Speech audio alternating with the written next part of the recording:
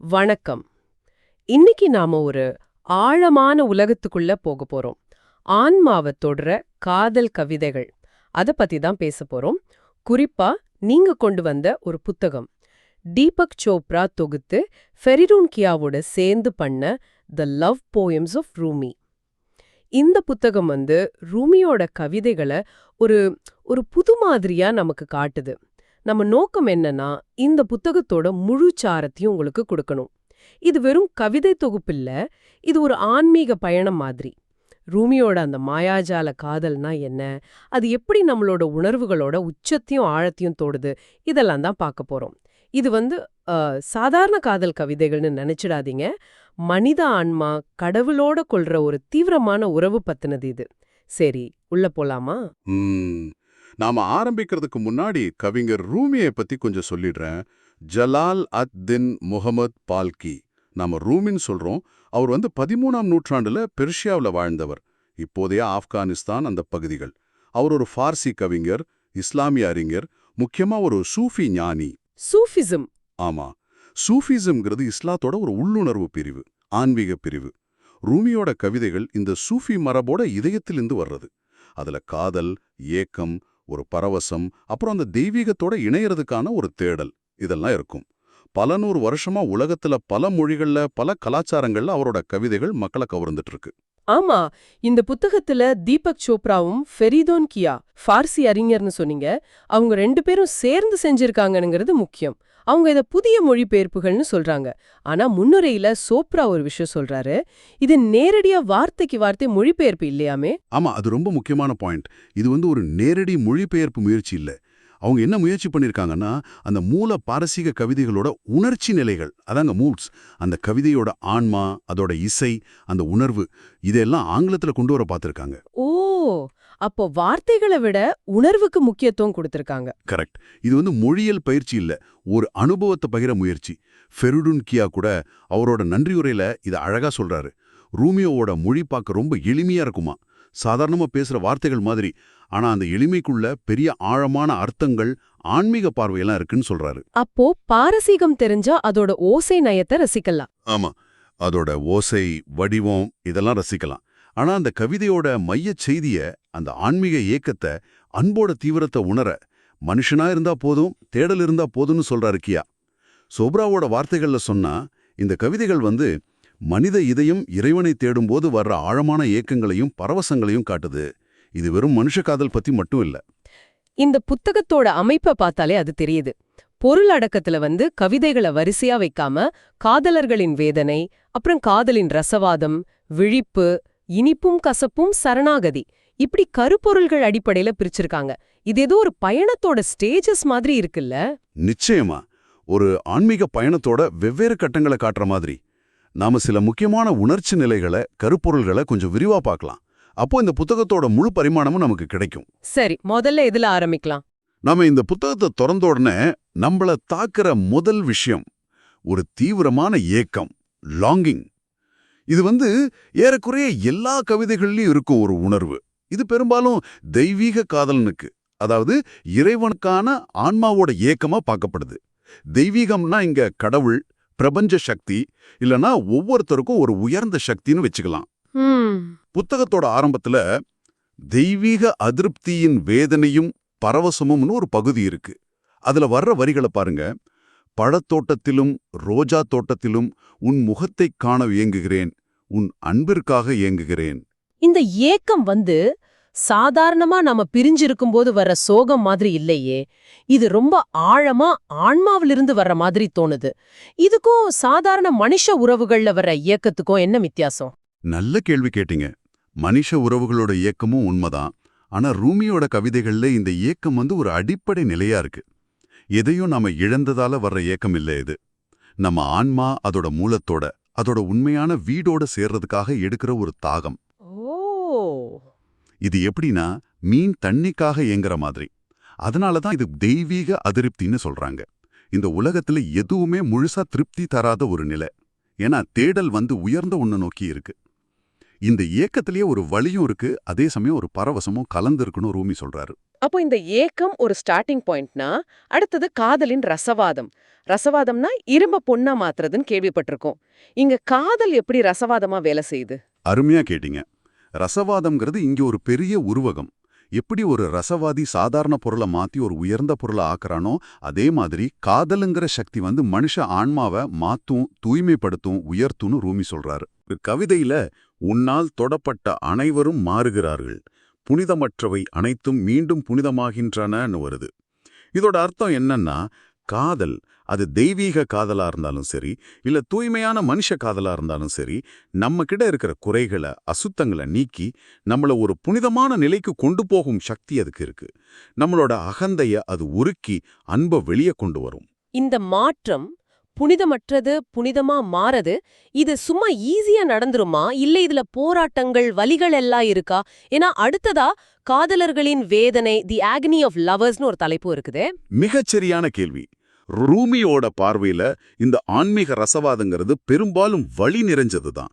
வலியும் பரவசமும் காதலோட 2 முகம் மாதிரி. அதை பிரிக்க முடியாது. காதலர்களின் வேதனை கவிதையில அவர் சொல்றாரு, காதலர்களின் வேதனை பேரார்வத்தின் நெருப்பால் எரிகிறது, உடைந்த இதயங்களின் ஓலம் கடவுளுக்கான வாசல். இங்க கவனிக்க வேண்டியது என்னன்னா, வலி வந்து ஒரு தண்டனை இல்ல, அதை தவிர்க்கணும்னு அவர் சொல்லல. அந்த வலியே, அந்த உடைந்த இதயமே கடவுளை நோக்கிய வாசலா மாறுதுங்கிறார். ஓ, வலி ஒரு வாசலா? ஆமா, நம்ம அகந்தைங்கிற அந்த கடினமான ஓடு உடையறப்போதான் உள்ள இருக்கிற மென்மையான ஆன்மா வெளியே வந்து தெய்வீகத்தோட தொடர்பு கொள்ள முடியும். அந்த உடைதல் வலி மிகுந்ததா இருக்கலாம், ஆனா அதுதான் விடுதலைக்கான முதல் படி. வலி ஒரு வாசலா மாறுதுங்கிறது ரொம்ப ஆழமான ஒரு சிந்தனை. இது வந்து அடுத்த கருப்பொருள் தன்னை இழத்தல் அல்லது போதை நிலைன்னு சொல்றீங்கல்ல, அதோட எப்படி கனெக்ட் ஆகுது? காதலால் போதை, இன்டாக்சிகேட்டட் பை லவ் கவிதையில வர்ற மாதிரி, உன் காதலால் என் நிதானத்தை இழந்தேன், காதலனுக்கும் காதலிக்கும் வேறுபாடு சொல்ல முடியவில்லை. இது ஒரு மாதிரி சுயத்தை இழக்கிறத குறிக்குதா? ஆமா, ரொம்ப நெருக்கமா இணையுது. வலி வந்து அகந்தைய உடைக்குதுன்னா, இந்த போதை அல்லது பரவசங்கிறது அந்த அகந்தை கரைஞ்சு போன நிலையை குறிக்குது. அகந்தைனா என்ன? நான் என்னோடதுன்னு தனியா நிக்கிற அந்த உணர்வு. ரூமியோட கவிதைகள்ல அந்த தெய்வீக காதலோட தீவிரத்துல இந்த நான்கிற உணர்வு கரைஞ்சு போகுது. காதலன் அதாவது ஆன்மா, காதலலியா அதாவது இறைவன்ல மூழ்கி 2க்கும் வித்தியாசம் தெரியாத நிலைக்கு போறான். இது ஒரு விதமான தெய்வீக பைத்தியம்னு சொல்லலாம். உலக நீதிகளை கடந்த நிலை. குடிகாரனுக்கும் மதுவுக்கும் வேறுபாடு சொல்ல முடியலங்கிற மாதிரி பாக்குறவனும் பாக்குற பொருளும் ஒன்னாயிடுற அத்வைத நிலை இது. இந்த தன்னை இழத்தல் அப்படிங்கறத கேட்கறதுக்கு ஒரு பக்கம் ரொம்ப ரிலீசிங்கா இருந்தாலும், இன்னொரு பக்கம் கொஞ்சம் பயமாவும் இருக்கே. நம்ம அடையாளத்தை இழக்கிறத பத்தி ரூமி என்ன சொல்றாரு? அது அழிவா இல்ல உயர்வா? ரூமியோவோட பார்வையில இது கண்டிப்பா அழிவில்ல, இது ஒரு பெரிய உயர்வு. நம்ம கிட்ட இருக்கிற தற்காலிகமான பொய்யான சுயத்தை, அதாவது அகந்தைய இழக்கிறது மூலமா நிரந்தரமான உண்மையான சுயத்தை, அதாவது ஆன்மாவை கண்டுபிடிக்கிறது இது. ஓகே.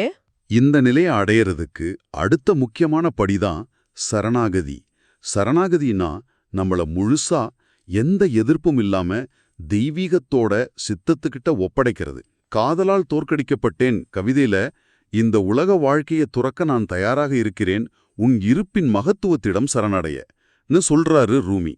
இது வந்து தோல்வி இல்ல, நம்ம அகந்தையோட கட்டுப்பாட்டுல இருந்து விடுபட்டு பிரபஞ்ச ஓட்டத்தோட நம்மளை இணைச்சிக்கிற ஒரு நிலை. காதலுக்காக இரத்தல்னு ஒரு கவிதை வருதே, அதுவும் இதேதான் சொல்லுதா? இர இந்த காதலில் இந்த காதலில் இறந்தால் உன் ஆன்மா புதுப்பிக்கப்படும், தற்காலிகமானதற்கு நீ இறந்தால் நீ காலமற்றவனாவாய். இது வந்து உடல் ரீதியான மரணத்தை பத்தி இல்ல இல்லையா?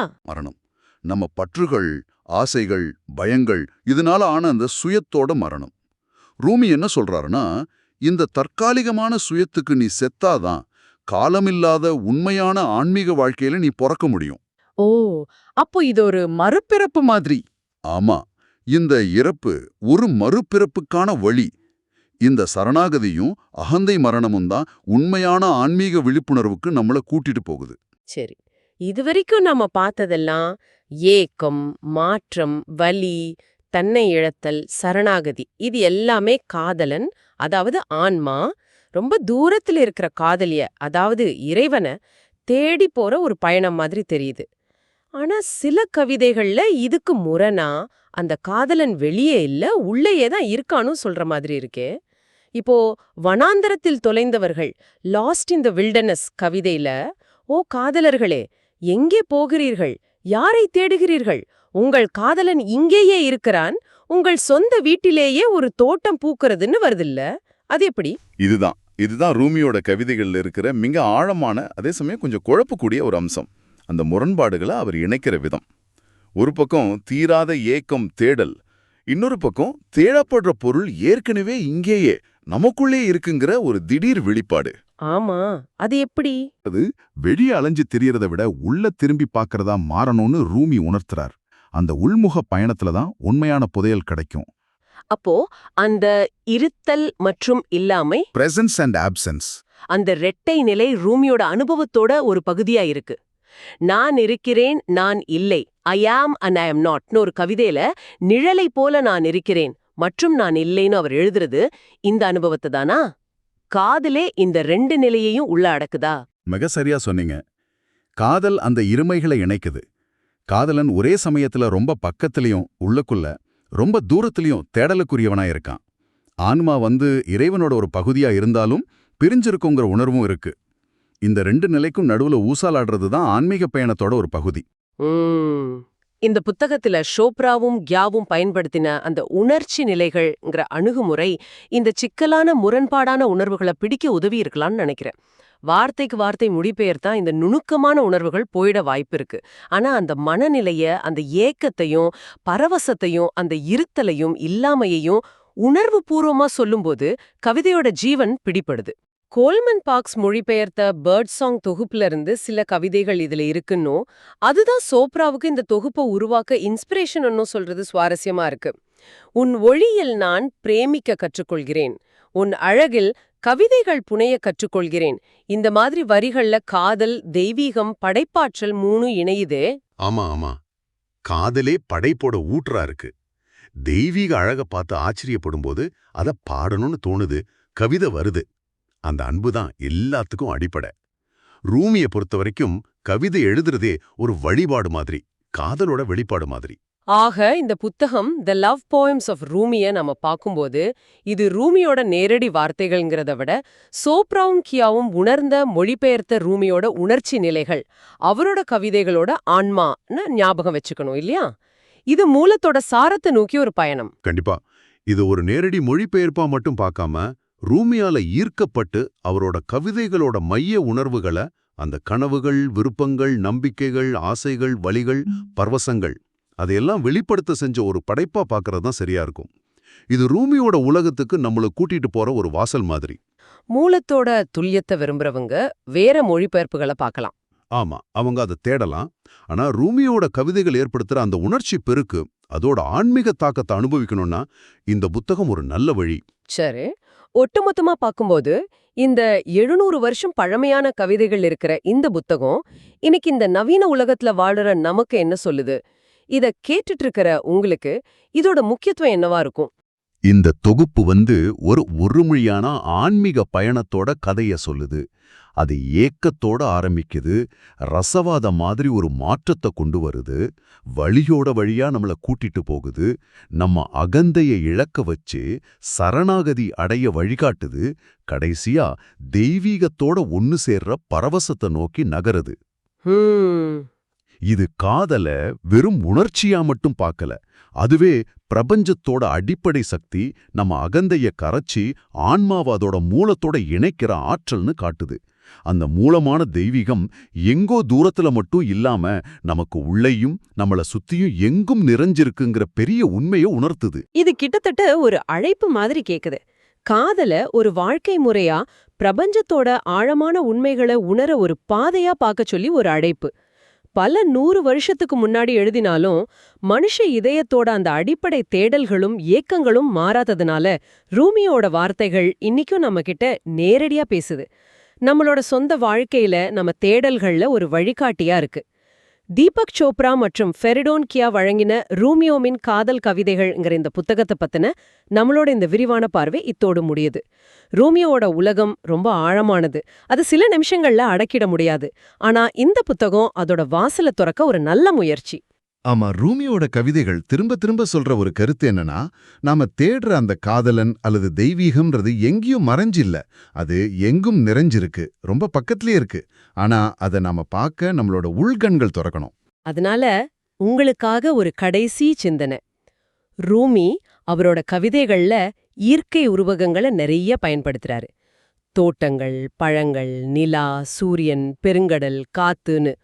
உங்க அன்றாட வாழ்க்கையில நீங்க பாக்குற ஒரு பூவுலியோ, கேக்குற ஒரு பறவையோட பாட்டுலியோ, உணர்ற ஒரு காத்தோட ஸ்பர்ஷத்திலியோ, இல்ல நம்ம சக மனுஷனோட அன்புலியோ அந்த தெய்வீக காதலனோட முகத்தை அல்லது நறுமணத்தை நீங்க எப்போதாவது உணர்ந்திருக்கீங்களா? அதை நீங்க கடவுளா பார்த்தாலும் சரி, பிரபஞ்ச சக்தியா உணர்ந்தாலும் சரி, இல்ல ஆழமான மனிதநேயமா கண்டாலும் சரி, ரூமி சொல்ற மாதிரி அந்த புதையல் ஒருவேளை உங்க கண் முன்னாடியே, ஏன் உங்க இதயத்துக்குள்ளே கூட மறைஞ்சிருக்கலாம். அதை தேடி பார்க்க, உணர முயற்சி பண்ணுங்க.